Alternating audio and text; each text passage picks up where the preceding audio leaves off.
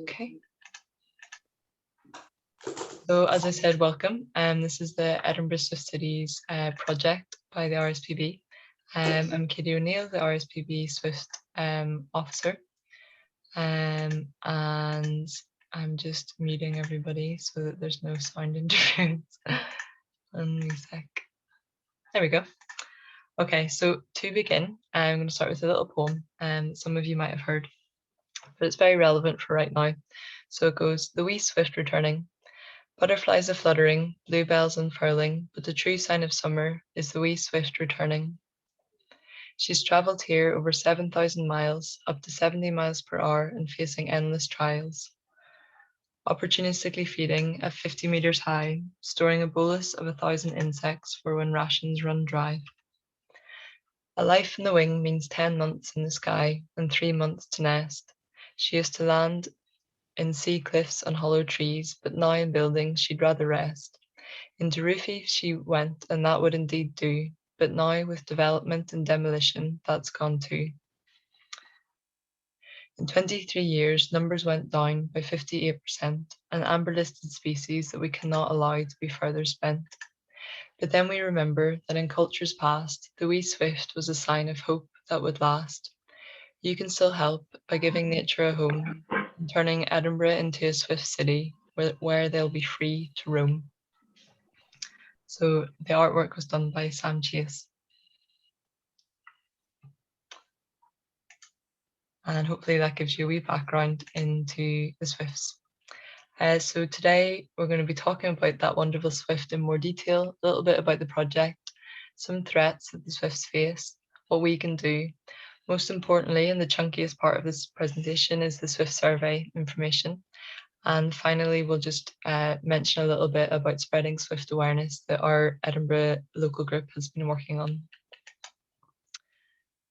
So this project is funded by Scottish Power Foundation until this August. The aim of it is to protect and enhance swift populations through conservation and community engagement. In terms of conservation, we'll be doing the swift surveys, so that's what we're going to be doing today. We've also been making swift nests, so we've put up nearly 80 around the city so far and hope to put up over 100 by the end of the project. We also have been looking at habitat enhancement through trees and wildflowers because the swifts eat insects. Been doing casework, research into foraging behaviour, and also community education, so raising awareness about the swifts across different sectors, both professional and on a community level.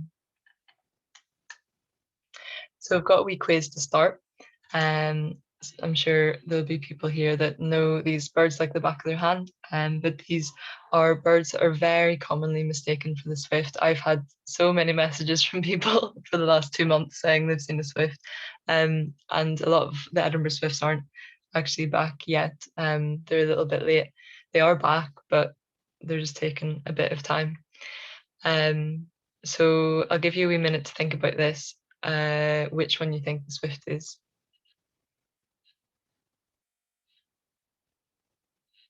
And extra points if you know the other ones.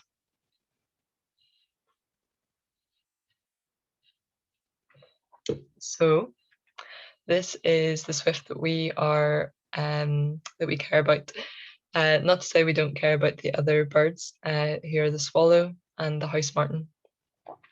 And the ways that I tell the difference between these is by looking at their tails. So if you look between the swift and the swallow's tails are very long. The way I remember that is the swallow-tail coat, whereas the swift has got a short forked tail.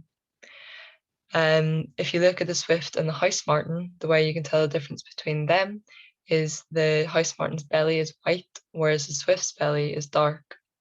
And the way I remember that is thinking about the white house. So the house martin has got a white belly, whereas the swift is dark. A wee bit more detail. It's actually sooty brown kind of color, but it appears black in flight. Its wings are crescent shaped and short forked tail, as I said. Thinking about the kind of ratio, the wings are very long in proportion to its body. So the wings are about 15 inches and its body is 7 inches, so almost twice the size. And you can really notice that when you see them flying around in the sky. that the wings are much longer than its body. I kept this in from a talk that I was doing about nature prescriptions, which is different activities you can do in nature for your well-being. And one of them is to do Swift art, but it's also a really great way to get to know the shape of the Swift. So either you can just draw a Swift or you can create a Swift out of natural materials whenever you're outside. It's also very enjoyable and therapeutic for you to do. So yeah, it's a good way to remember what the Swift looks like. Here we are in more detail. They've got lovely big brown dark eyes. They've got little bristles in their eyes to keep the debris out whenever they're flying. They can reach up to 70 miles per hour. So they've got eyes that stop the glare of the sun and stop debris coming in. They're built for serious speed, stamina, and skill. So thinking about the speed, they can reach up to 70 miles per hour, and that is the fastest bird that's been recorded at level height, which means like at one height. So that's where the name obviously comes from. It has a close competition of the needle-tailed swift, which is here, and that's its cousin. It's been reported to fly at 105 miles per hour, but it hasn't been recorded. So at the minute, the Apus apus, or swift, has got the title. It's got immense stamina, so it literally flies from this blue region to the yellow region in the map. The yellow region in the Northern Hemisphere, this is where it breeds in the summer, our summertime. And then it goes to the Southern Hemisphere and the continent of Africa above the Congo for winter to feed for our winter.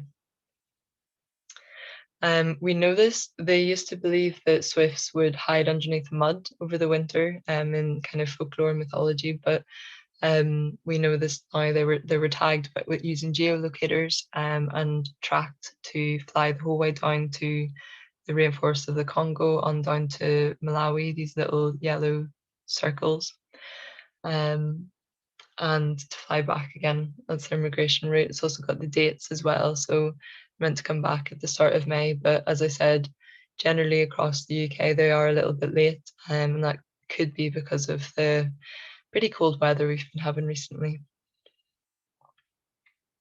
Bearing in mind they are the weight of the cream egg, to fly that whole distance is pretty exceptional, and it's one of the many reasons they are a phenomenal bird. They also have amazing skill, so they eat, drink, bathe, and mate on the wing. When they leave their nest in Edinburgh here, they literally don't stop flying again until they come back and land the following summer to nest again. So that is literally 9 or 10 months in the sky. Whenever they want to bathe, they kind of go through a rain cloud and slow down, go really slow through it. Whenever they want to drink, they go along the surface of water. Whenever they sleep, they do something similar to dolphins, where they turn half their brain off and sleep, and they go up very high and kind of just drift in the airwaves. Something called unihemispherical slow wave sleep, which I find so impressive. This is the little swiftlets. They're not as pretty whenever they're born. They look more like dinosaurs. The swifts pair for life. They lay about 1 to 3 white eggs. It takes up to 56 days to hatch. At 4 weeks old, they start doing press ups, which is pretty cool. And that's because they're going to fly for so long, they need to build up their strength. And just at 6 weeks old, they leave for the first time. And the swifts, their Latin name is apus apus, and that in Greek means without foot. And it's not because they don't have feet, but it's they can't really like stand. They sort of fall over. They've got really strong feet, but they've got really weak legs.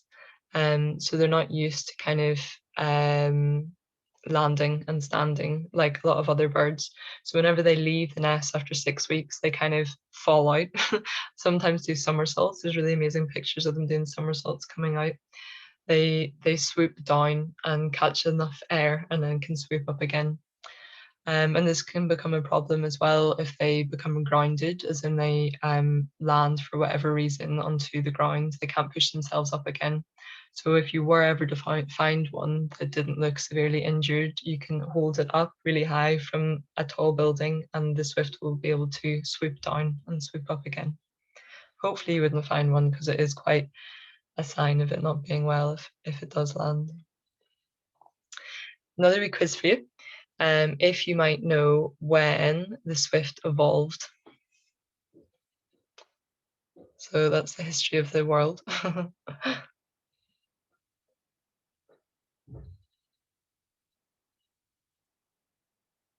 And humans just come in at the end there. So the Swift evolved around here, about 60 million years ago. So the Swifts are exceptionally ancient, which is another reason that they are very important to conserve and protect. Despite being so old, just in the last 23 years, their numbers have reduced by 58%. That figure is a bit outdated, it's from 2016, but you can see clearly from the graph the impact on their population recently. They are amber conservation status, which is quite a serious one, and they've been an RSPB priority species since 2009. And there's a few considerations of why that might be. They eat insects. Insect population has rapidly declined. They undergo such a huge migration that they are susceptible to increased freak weather conditions, which is obviously a consequence of climate change. These aren't proven, but they're kind of considered. What is proven is that there's been a decrease in habitat availability in the last 30 years. Up for their nesting site. So this is where they nest under the eaves of buildings in tiny little crevices. They used to land in sea cliffs, but the buildings they actually prefer. It's warmer and drier. But they are extremely under threat for a number of reasons. Might that be roof renovation, building repairs, insulation, which is obviously a bittersweet scenario where it's good for climate change to insulate a house, but not so good for the Swifts. In places that have been developed, but and like new builds being built or something being knocked down and rebuilt, and the Swift nest boxes or bricks not being put in, and finally, obviously the demolition of buildings as well, without realizing that there's nest boxes there. I like to believe in goodness of people and just hope that they just don't see them. But what we can do, being aware of them, being able to do Swift surveys, being able to spread awareness about Swifts, is that we can stop that from happening and let more and more people know about the Swifts and where they're nested. So, more positive news. What can be done? I'll talk a wee bit about the wonderful Swift group that's here, and there's some people from that group here tonight. Seasonal Swift actions that you can take, the Swift surveys, obviously. So within that, we'll be looking at protecting nests, finding new nests, and to inform conservation research. And finally, spreading awareness about the Swift. So in terms of the Swift local group, you're very welcome to join it after this if you feel so enthused. The hope for it is that it will continue after my role's finished. There are Swift local groups all over the UK, and this one was just established in January. That's the first Edinburgh one, which is very exciting. But they're in the UK and actually beyond that, obviously Ireland as well, and into Europe. Within our Swift local group, we've got a couple of different working groups. There's the casework team, and they look at developments that are happening within Edinburgh City and respond to new developments, say things like, oh, have you thought about Swift bricks? Or I don't think this building should be demolished because of these Swifts are nesting there. And kind of can give options about this is how to install Swift bricks or Swift boxes. There's the creative team that have been doing a lot of awareness raising about Swifts, and the social media team. They kind of go hand in hand. And there's also been some people looking at habitat enhancement, so learning about tree planting, pesticides, and wildflowers. And we have all of the trainings recorded as well, so you can always look at them if you would like to. And the reason why I'm talking about the Swift local group is that there's people who kind of might only be able to catch up on a few of the recorded lectures. They might be able to do one swift action, whatever it is. It's related to this quote that says, we don't need a handful of people doing zero waste perfectly. We need millions of people doing it imperfectly. So it's kind of obviously not about zero waste, about swift conservation if you replace that. It's kind of that invitation of whatever you can manage. That's really great, and that will contribute to swift conservation. So it'd be great to have you on board. So thinking about seasonal activities for the swifts, we are about here with the arrival of swifts coming back. So the start of May is when the swifts generally come back or begin coming back. What we can do during then is the swift surveys. They then leave at the end of July into August. In the autumn, we can think about swift nest boxes or planting wildflowers. In the winter, making a nest box and planting trees for the insects. And then in the spring, which is what we've been doing the past few months, is installing lots of swift nest boxes and also thinking about planting wildflowers. So a really nice thing about it is that you can do something at all times of the year whenever you have time.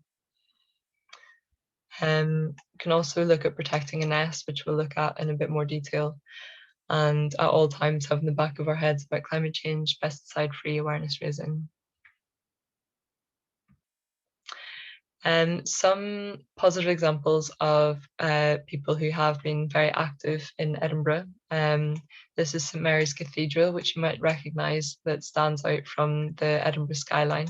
They put up 48 nest boxes on the 1st of May, which made my year, I think. It was so fantastic. Somebody here, B, she was there helping that happen. And in these nest boxes, if you see one of those boxes, there's 6 nests within that. So it's partitioned into 6 sections for the swifts to live in, which is really wonderful. It was in their bell tower as well. So the swifts kind of enter in through the louvres and come into their boxes. So we're really hoping that they nest this year.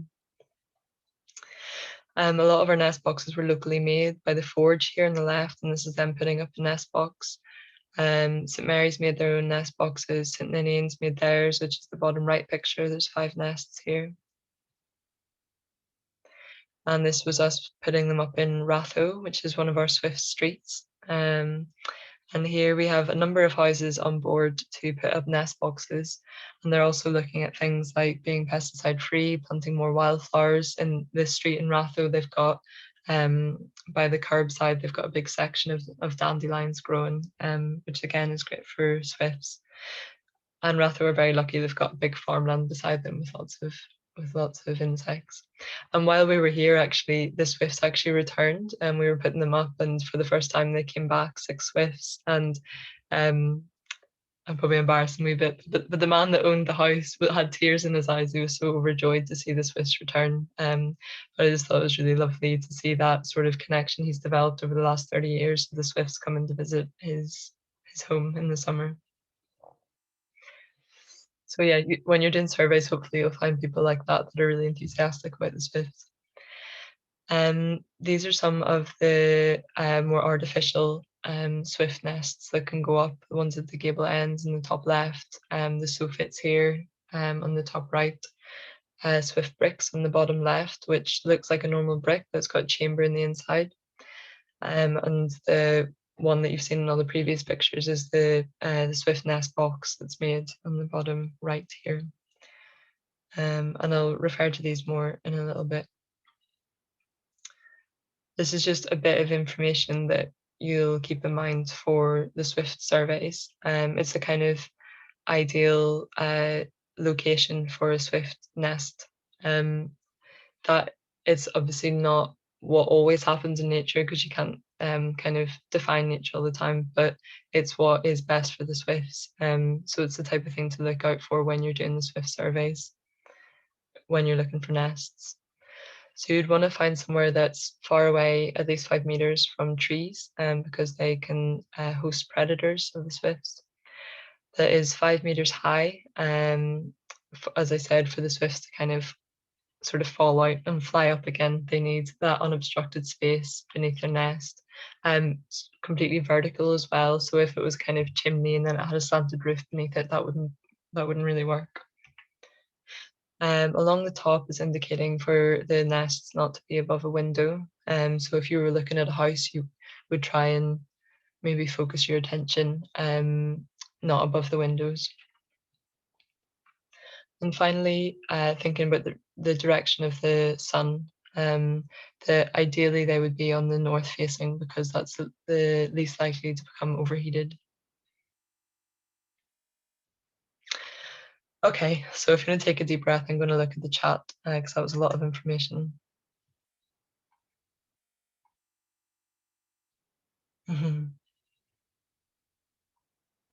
Oh, no worries, Ian.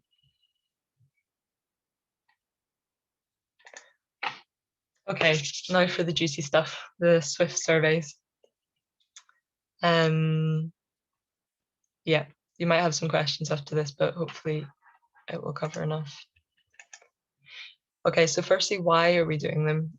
So the example that I gave about the Swift streets, about one in Ratho, it was one person, again it was B, that got in touch with me, told me about her friend that had knew about Swifts on her street. And then through meeting her friends, then we sent out letters across the whole street and asked them if they would be up for putting up Swift nest boxes on their home. And 4 people got back in touch. So just from that, from one person know about Swifts there, we were able to create a whole Swift street and look at the stuff that I said as well about the pesticides and the planting wildflowers and that kind of thing. A lot of people on that street have really beautiful gardens with lots of plants in them. But if we've done Swift surveys and we've recorded that there are Swifts nesting, it means that either somebody like you, anybody can see that there's Swifts nesting there and see that we could add more nests there and turn the whole street into a Swift street. The Swifts exhibit natal nesting, which means that they go back to where they were born. So if you know that there's a nest there and you put a nest box beside it, there's a high chance that that nest will be occupied soon.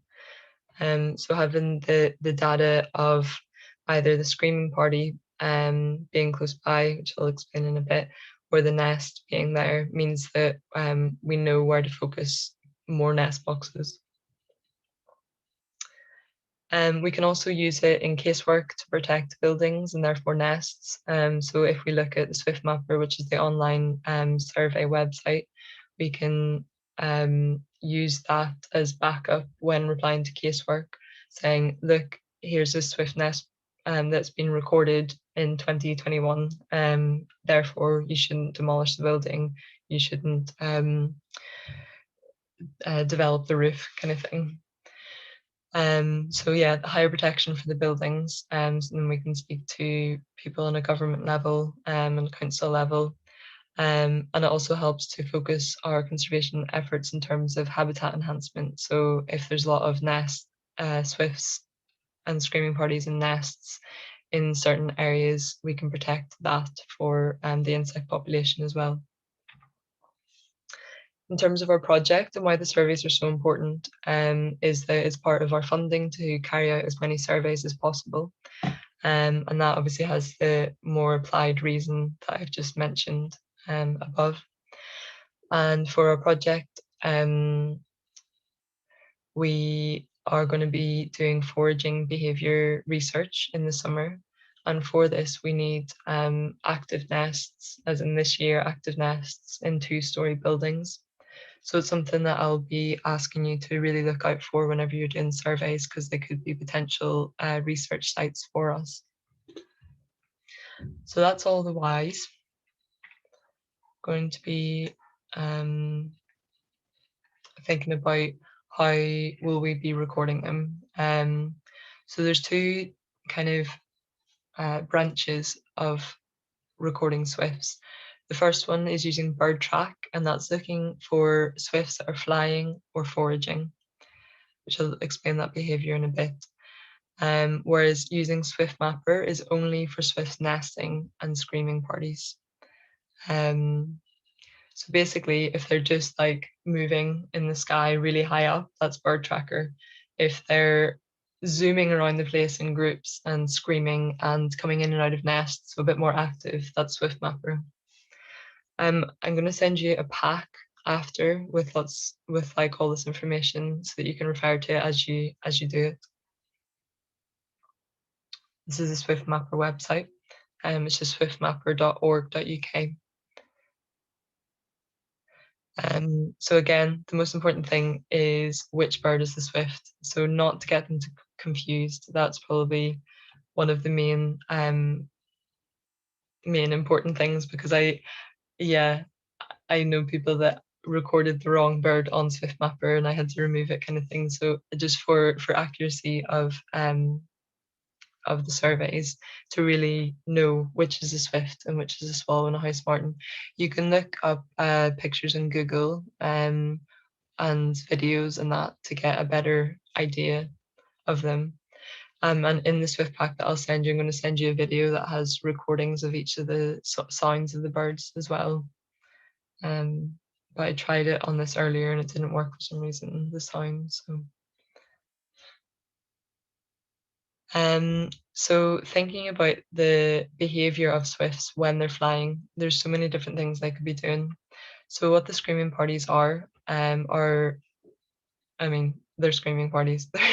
They're flying low along the eaves of roofs and over houses, and they're in groups and they're going like, "Ee!" Again, I'll show you. I'll send videos so you can actually watch this. And then they also do this thing called arcing, which is they repeatedly fly over the same house in this kind of screaming party. And that often means that there is a nest there, but it's just a behavior to be aware of. They also do something called they like bangers, where they are investigating swift boxes. So what they do is they fly up to swift nests and they literally bang them. And what they're saying is there anybody inside? And then if there is another swift inside, then it responds back to say like, yes, I'm here, don't come in. Because if it did fly in, they would have a pretty gory fight. So they do this instead, which is good. A good idea. The more like passive behavior they can be doing is, as I said, feeding. So they're up really, really high, more than 50 meters high, and will be moving around, kind of dancing. It will look like swooping around. The other behavior that they could be doing very, very high up and more like slower is migrating. So if they're kind of drifting slowly and steadily heading in one direction, they're most likely to be migrating.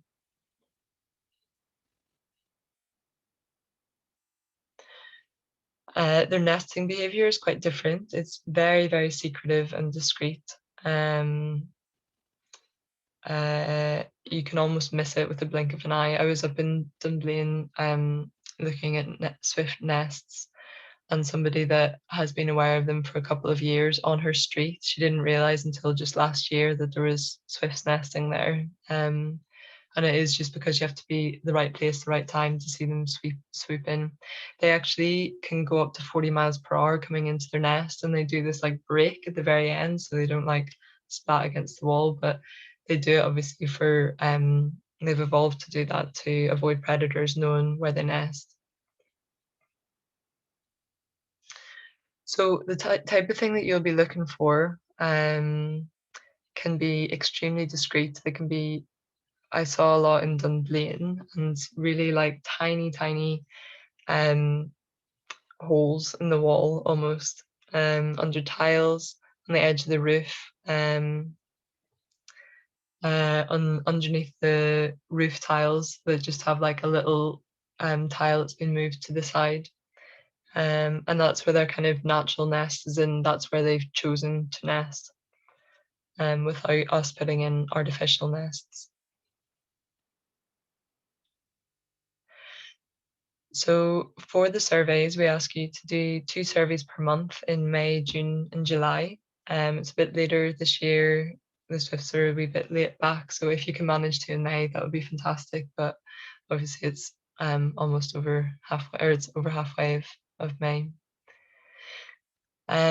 In terms of when, the ideal time and conditions is half an hour before dawn, if you're ever up at that time, to 2 hours after, or from 2 hours before dusk to half an hour after. The most ideal conditions are dry, calm, and still weather. That's good for you and the Swifts, obviously. But that's not always possible, and it's still okay to do it when it's not that weather. You'll be recording screaming parties I mentioned, and also nest sites. I would ask you to try and do as many streets in your postcode as possible within 1 hour. If you have more time to do a longer Swift survey, you're obviously very welcome to do that. I think 1 hour is a bit more realistic to squeeze into your day. And these are the icons on Swift Mapper, which well, after the presentation, I'll go through Swift Mapper and I'll make a kind of fake recording so that you see me using it and how you can use it as well. You may also end up being speaking to somebody. If you're kind of hovering around somebody's street, you might end up speaking to somebody. Maybe not now. This presentation is maybe more applicable to the past, but yeah, if you do get chatting to somebody about Swifts, just let them know what you're doing. In the pack that I'll give you, we'll have a little documentation letter to kind of validate what you're doing as well, in case somebody gets a bit freaked out that you're staring into their windows or at their house, or whatever. It'll be a letter saying that you're doing an official survey.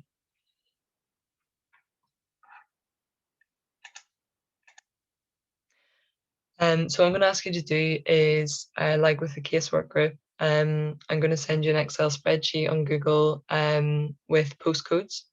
And if you just write your initials, not your name, for GDPR reasons, I can't keep your name, but if you just write your initials or like a code word that you want and that you'll remember to say that you're doing that postcode.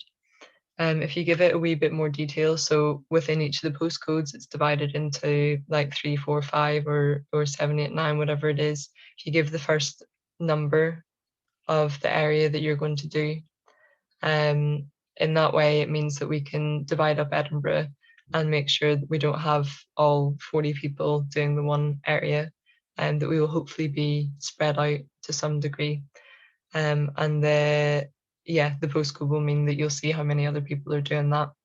So say you want to do EH7, just write your name beside EH7 and then write EH7 9, and that's the area that you'll be doing.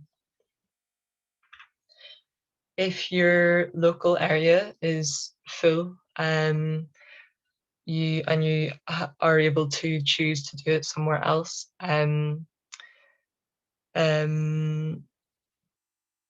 Yeah, you can choose anywhere, basically. I was discussing with a colleague about whether it would be useful to ask all of you to focus your efforts on areas that haven't been surveyed in Edinburgh.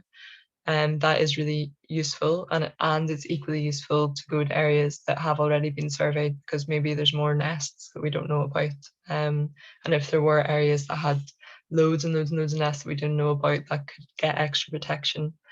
And it also helps us to find places to use for the foraging research, the 2-story buildings. So if your area is full, choose anywhere in Edinburgh that you can get access to easily enough. And going to areas that have no recordings is useful, and going to areas that have recordings is useful. And you can see if there are recordings anywhere using SwiftMapper. So in the survey pack that I'll be sending by email, you'll have an introductory letter, a document about the methodology, as in what we're going to be doing, that postcode map, so you have a better idea. While you're out in survey, though, you can use your phone to check what postcode the street is that you're on. We thought that was a wee bit easier than sending out an OS map to everybody and you needing to have a GPS and all that sort of stuff. So if you have a smartphone, or if you can check on your computer before you go out what the postcodes of the streets are, then that will be helpful. We would recommend that you plan your route before you go, so you're not faffing about on your phone and that kind of thing, instead of instead of looking around. I would invite you to just put the information straight on Swift Mapper, that because you can download it as an app onto your phone. However, if you're not comfortable with that, I can send you a recording form which you can print out and write on in paper, and then transfer that information to Swift Mapper. I'll also send out the times of dusk in the next few months, because that is again the best time to do the Swift surveys. And finally, as I mentioned before, the letter of validity, just to say that you're definitely doing a survey, a bird survey. So the best place that we'll be recording them is Swift Mapper, and this is for the screaming parties in the nest site. So as I said before, if you just see a swift flying or feeding, so if they're more than 50 meters high, they're just flying, migrating or feeding, you can add that to bird track. But for what we're interested in, which is Swift Mapper, we'll be needing to record the screaming party. And a screaming party is all low flying swifts. So whenever they're flying along the houses, around the houses and above the houses within 50 meters from the ground. Whenever they're doing the arcing thing, which is doubling back over a house lots of times. Whenever they're doing the bangers, which is going up to the nest and hitting it. And they all fall under the category of the screaming party, so the blue icon on Swift Mapper. If you're stood in one area or going up and down one street, you just want to record the maximum that you see, and that's just to avoid doubling of the data that you're gathering. In terms of nests, so if you imagine as you're going out to do your Swift survey, if you plotted your route and went for a walk over a couple of streets to look for a screaming party, then the next time you go for a survey, if you think about where you saw the screaming party, and then you go back to that area that you saw the screaming party and stay there for 30 minutes, that increases the chance of you being able to see the swifts going in and out. So you've already identified that there's a screaming party there, and you go back to that location and stay there for 30 minutes at least. You want to make sure you've got a good vantage point to observe anything leaving or arriving. So look for swifts entering or leaving the nesting holes. Record the house number or name on the Swift Mapper. Again, the best time is at dusk or in the early morning. However, peak chick feeding times are often late morning during warm and dry weather, or late afternoon during cool and damp weather. Again, this is so much information. I'm really aware of that, and I'll send out in a document for you to refer to as you go out to do the Swift surveys, which will hopefully make it a little bit easier.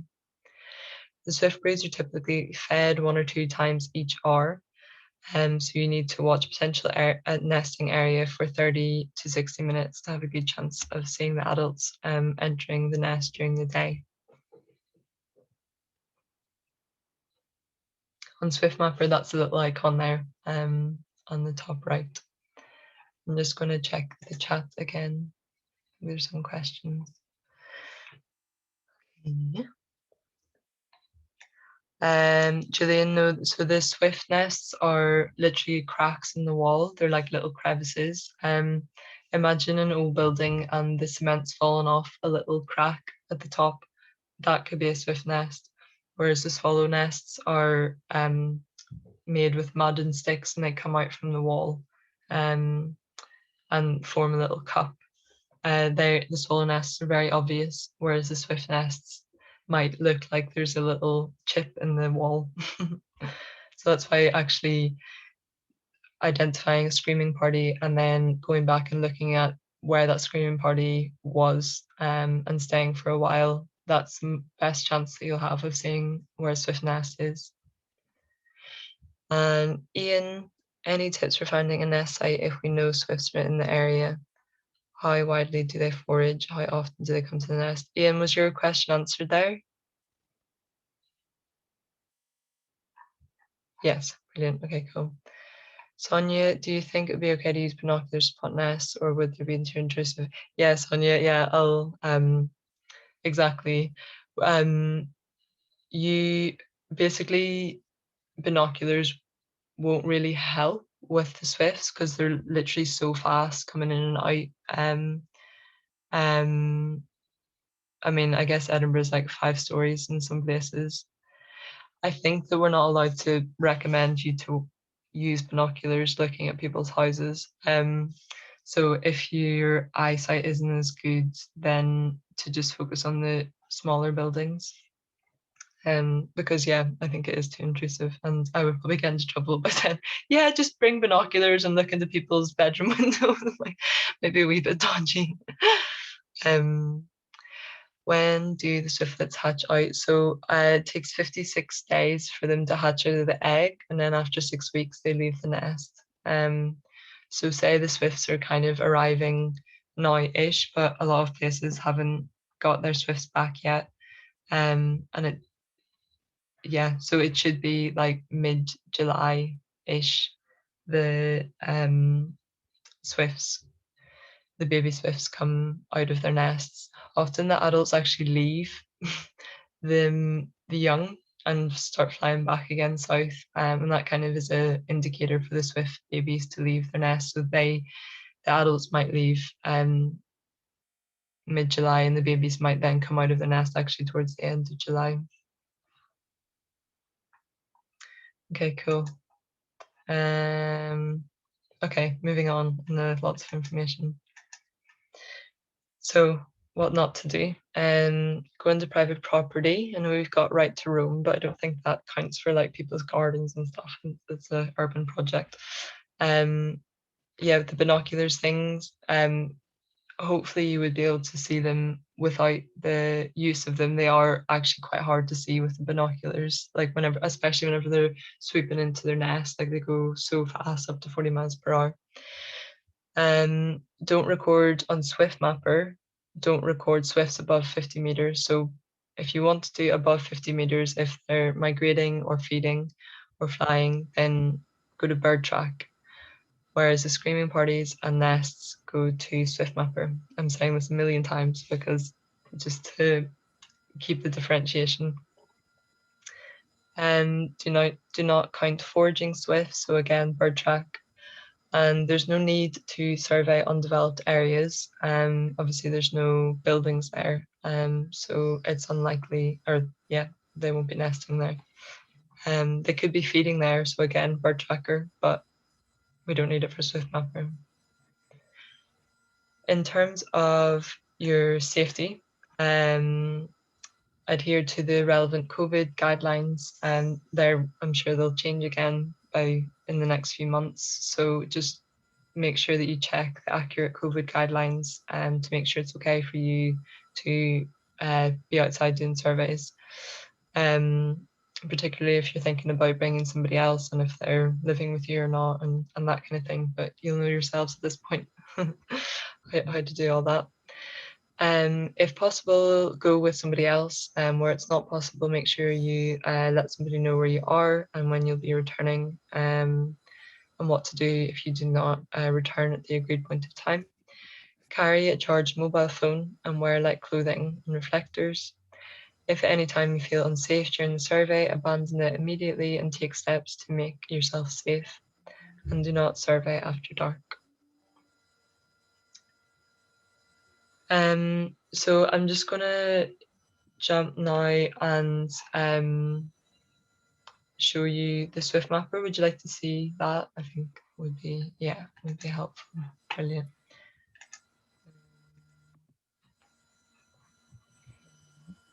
So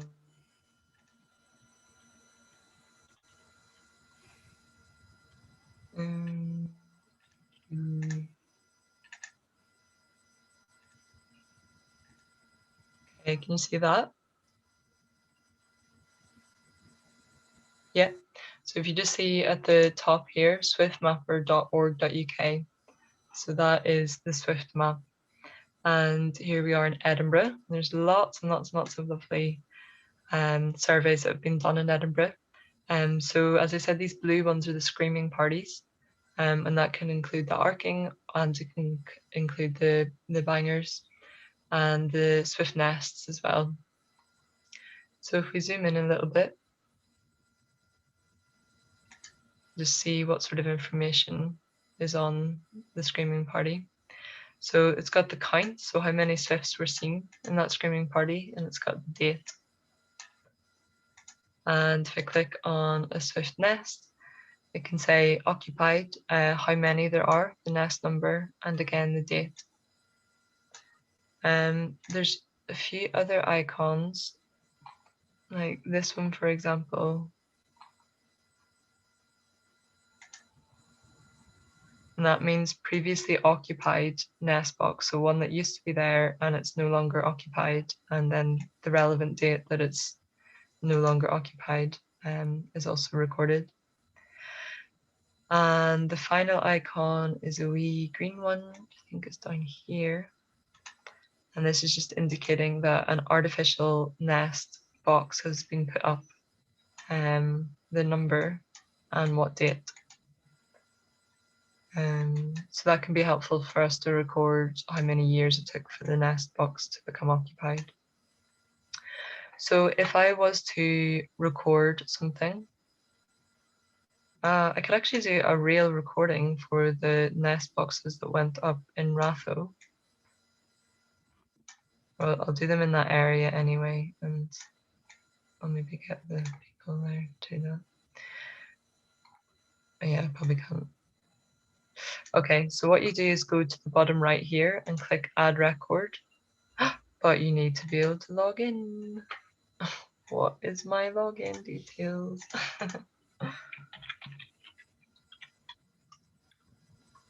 Oh no.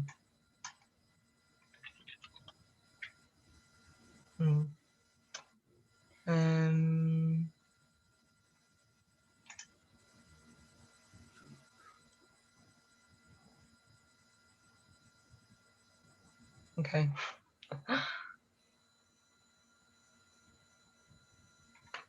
Okay, so yeah, you need to make a username and log in, as I've just remembered. And then here you can click occupied nest, nest box, screaming party, or previously occupied. So say I found an occupied nest.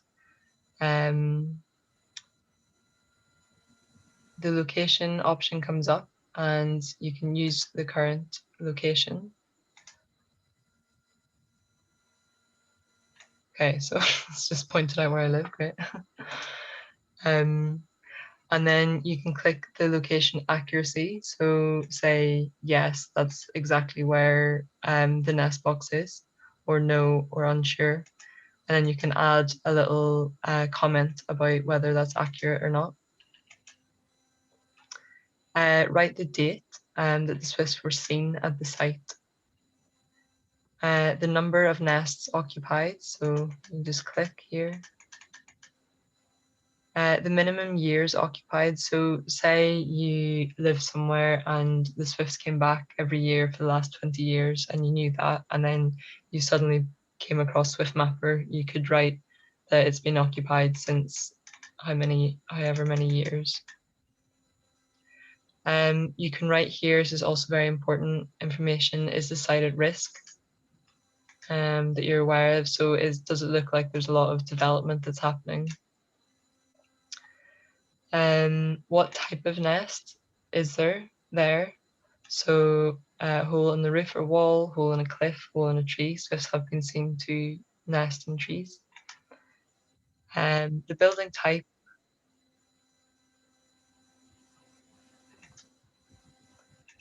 And the building age. So I was supposed to have done all this to be able to go to the next thing.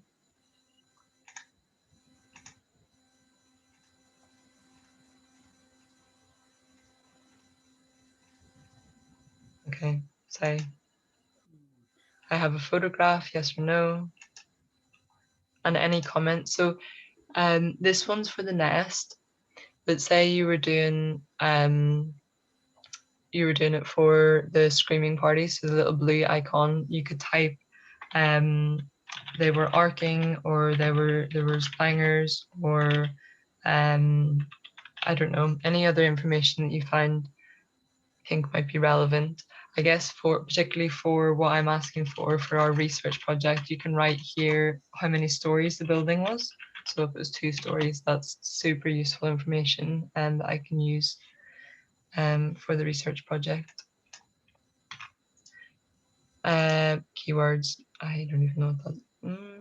Local Swift groups to add. That's quite interesting. So if you wanted to know that you were part of the Edinburgh local group, you could write Edinburgh local group here in the keywords. And then you review everything that you've done. And obviously you would click submit, but I'm not going to do that because I just made it all up. And just really quickly going through the screaming party.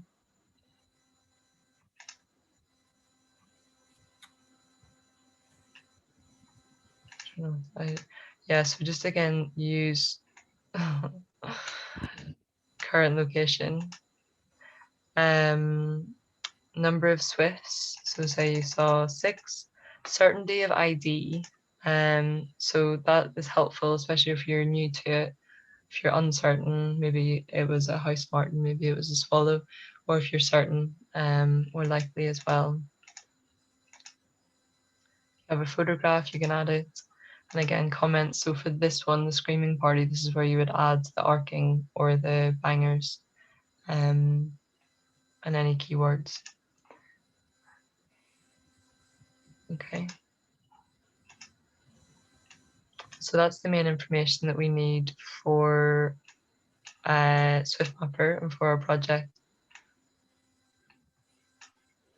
And as you can see as well, you might have a better understanding of what I meant about areas that haven't been surveyed. So obviously there's huge blank spaces that doesn't necessarily reflect that there's no Swifts there. It might just reflect who is aware of this SwiftMapper kind of thing. So in that way, it might be quite biased. So I would welcome you to do surveys in these areas or in areas that have already been done. Again, both is very useful. Okay, so take a couple more deep breaths. Try and digest that, and I'm just going to catch up on the messages.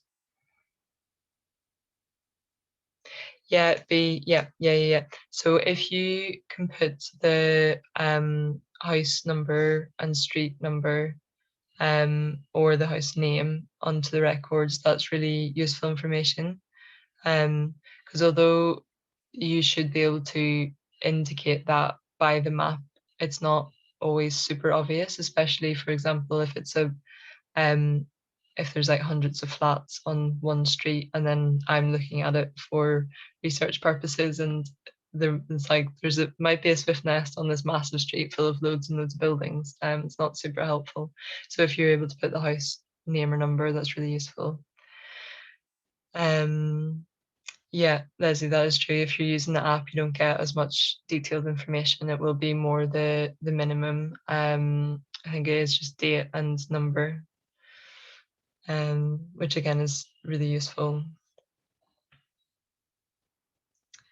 Jane, absolutely. Anywhere that you can record Swift is super useful there. There's a Swift local group in Huntley. I could send you the details of her if you'd like.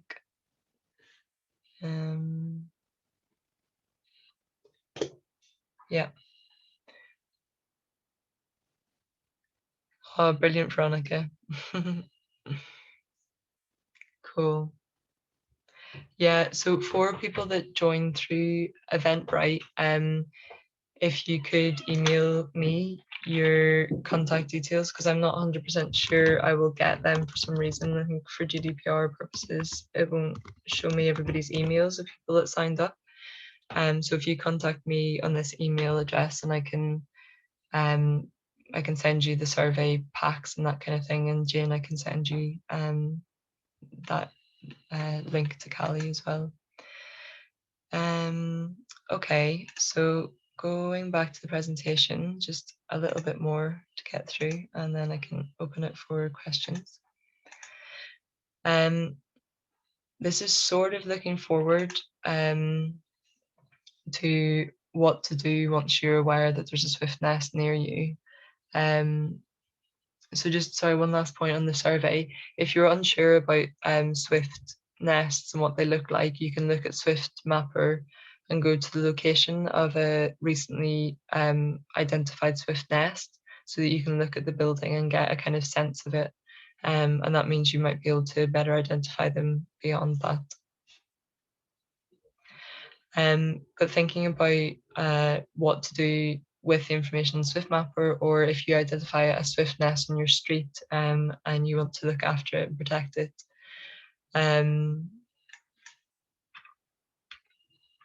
So what you can do from now on then, once you know where the swift nest is to regularly check the site throughout the year, make sure it's safe. If you become aware of development in the form of roof insulation, renovation or demolition, this is what to do. Try and speak directly to homeowners and let them know that there are swift nests there, and raise awareness of the importance of retaining every single nest that already exists, particularly the ones that are naturally found by the swifts, because that is their preference. Go through these following steps, options to give the homeowner or the roofing company. So number one gold star is to leave the nest alone. As I said, the Swift chose that area, so it is really ideal for them. And if it is possible to leave the nest. If that can't happen, then the silver award goes to not do development works during Swift season. That is actually backed up by legislation that is illegal to disturb the nest of a nesting bird during nesting season, which is May to August. Where the roofing work still has to happen and it can be done outside of nesting season, we would ask the people working to preserve the access holes and to make new ones match the old access points exactly. So there's a really positive example about this happening in England, in Lichfield, where it was the neighbours of a church were really into swifts, really cared about them, knew that swifts nested every year on the church building, and saw that the roof was being developed. So they just went and spoke to the roofers that were heritage roofers and really great about it.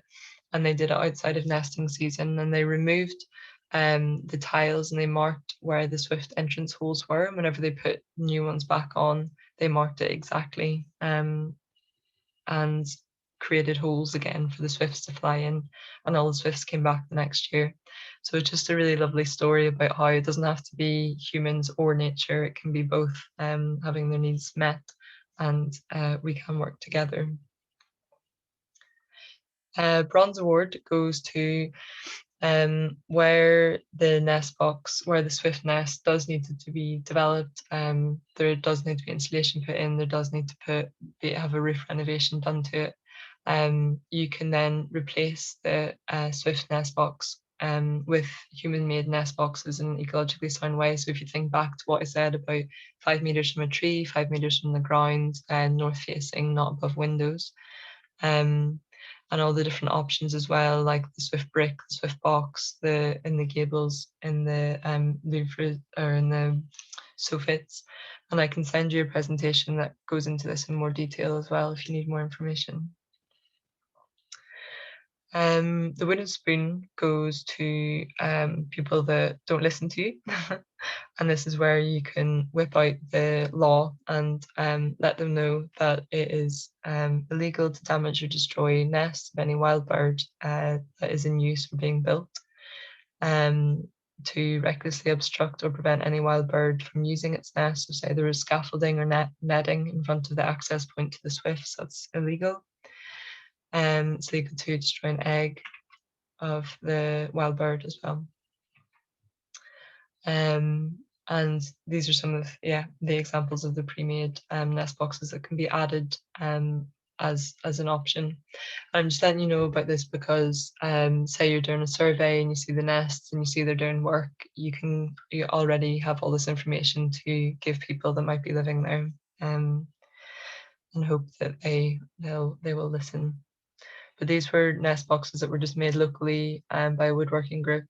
And you can add these little bowls in the inside to make sure the eggs don't roll away. Things to improve the Swift nest boxes. So as I said, the Swifts return to where they were born to create their own nest. If you install nests beside recently occupied nests of the Swifts, they're more likely to be taken up. And you can do that, as I said, during using SwiftMapper. You can also add a Swift collar, which basically screams out the sounds of the Swift. And that attracts the Swift to, like, it attracts the screaming parties to kind of come in response to the sound that's going out.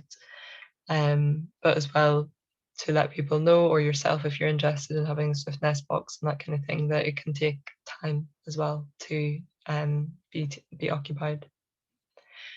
And just some further information about where you can get collars. The final thing as well, just to let you know about, since you're here, I'm guessing you're interested in Swifts, is something that our creative and social media team have been working on. It kind of resonates with the idea of the local folklore around the Swift is to do with hope and inspiration. There's many Swift poems and songs and art that's been created about the Swifts. They signify the coming of summer because they arrive at the start of May, and that's when it's supposed to get warmer, though, as you can see, it's still freezing in Scotland. But there's a lot of really lovely poems that have been written. And our creative and social media team have been working on that. So this is one that Leslie wrote. It's in here tonight, Leslie. I'm just embarrassing you. And that Sonia illustrated, and she's also here tonight. Above the city, the swifts soar and forage, each one a dark song. It's really, really amazing.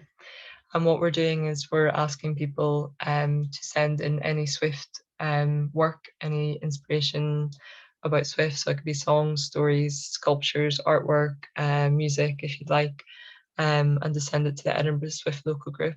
And the deadline is the 21st of June, and the work will be presented during the Swift Awareness Week, either in Edinburgh on a cycle path or online. That was just a last minute plug, but we can go back to any questions about what we've just done, which was a lot of information, and hopefully I can answer any questions you might have. Oh, my video switched off, sorry.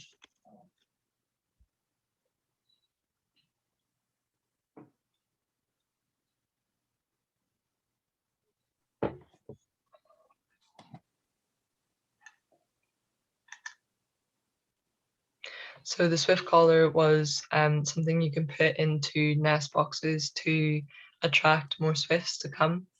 So say you put up a nest box in an area that didn't have swifts nesting close by, you can put the collar in and it gives out a sound. And those screaming parties, whenever they're coming around the city looking for a nest, or the bangers that come up to a nest and hit on it and that kind of thing, they'll be attracted by the calls and they'll go towards the nest and see if it's occupied or not. The cathedrals put some in, haven't they? Well, they've got a calling system, haven't they? Yeah. So St Mary's Cathedral, they put in 48 nest boxes. There's been screaming parties on their streets, but not nesting swifts that have been recorded that we know about. So they've put in a collar to make sure that the chances of the swift's nest being taken up increases. So hopefully, fingers crossed. Yeah.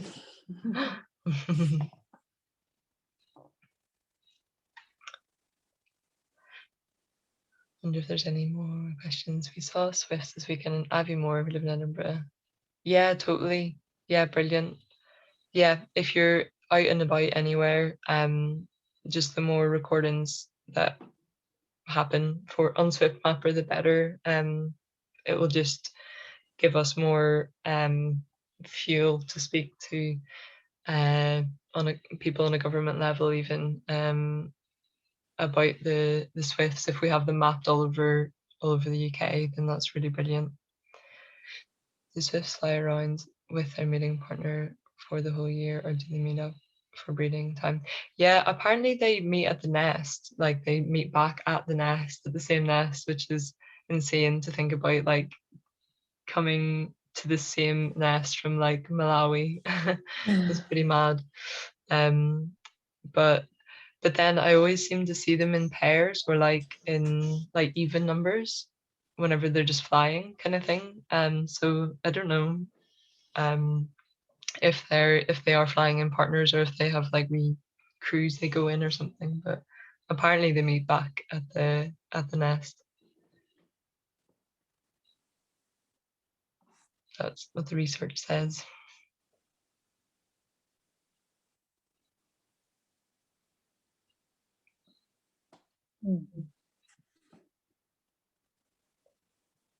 So Bird Track was the app for recording sightings above 50 meters. So recording feeding and migrating, whereas Swift Mapper is the screaming parties, the arcing, banging, nesting. This will all be in your pack, survey pack.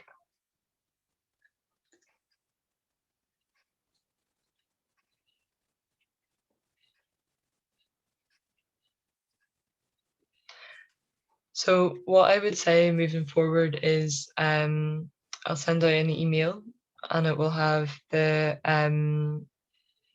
like assign yourself to a postcode kind of thing link on that. Familiarize yourself with the information.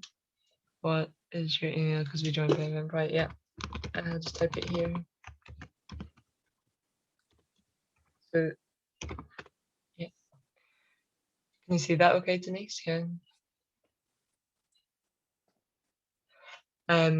Yeah, so sign up on the postcode on the Excel spreadsheet and then familiarize yourself with the information that I send out. So it'll be looking over the methodology again. Familiarize yourself with SwiftMapper if you want to do a few dud but don't confirm loggings of the SwiftMapper.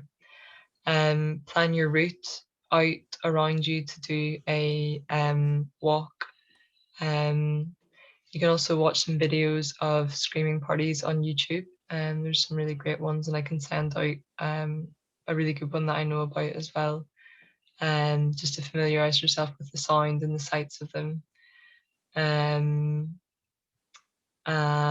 yeah, let me know if you do a Swift survey so that I can record it for the project.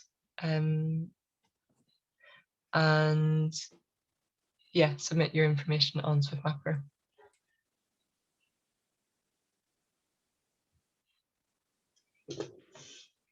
Savvy. Yeah. Cool.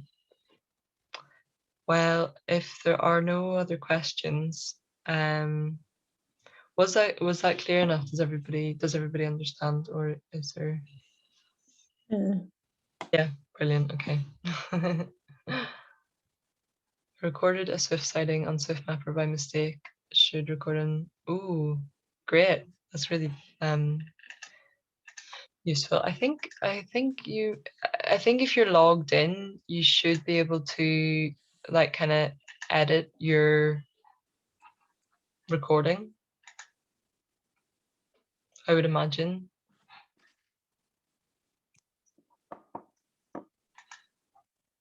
Yeah. Delete. You could edit it as like put in comments. This was actually a screaming, or this was actually just a bird sighting kind of thing.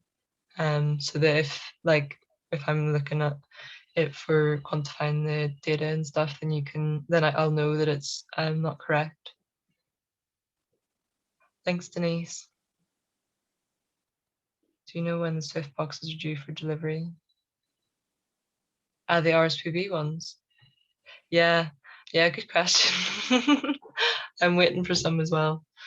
I think they had to like do a whole new massive order or something like that too, because the RSPB shop is sold out of them.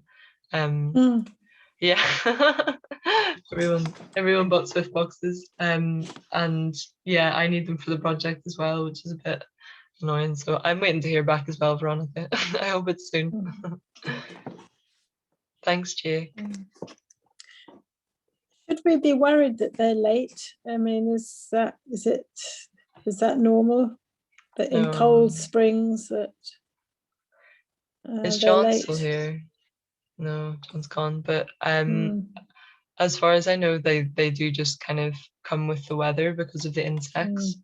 Yeah. So like if it's Okay. colder, there's not as many insects. So I Yeah, I get hope it. to not be worried, but thanks, Yeah, Christina. That's brilliant. there'll be in a holding pattern over the south of France or something. Yeah. So we came up and we're like, no, give my time. I would do the same. So Yeah.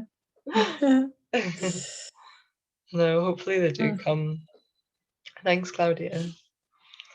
Yeah, need to do the survey back. Yeah.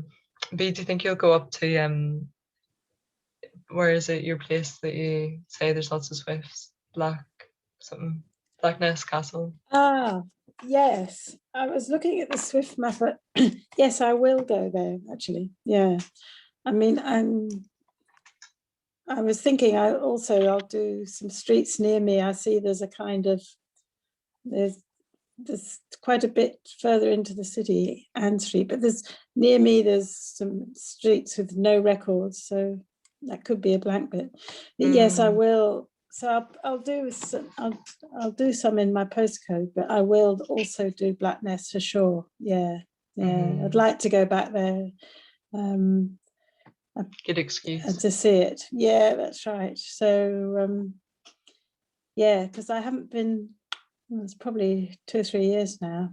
Yeah, so they were definitely nesting in not the actual castle, but there's buildings, 2, 3 quite high buildings. I think where staff used to live and the visitor centres in there and everything. So yeah, I will go back there. That would be good. And that's good. The pattern of times is quite good for me because I'm away a bit in June and I'm away a bit in July, but I'll be able to fit in a couple of surveys each month. That'll be fine. Cool. That's nice. I like that better than writing letters.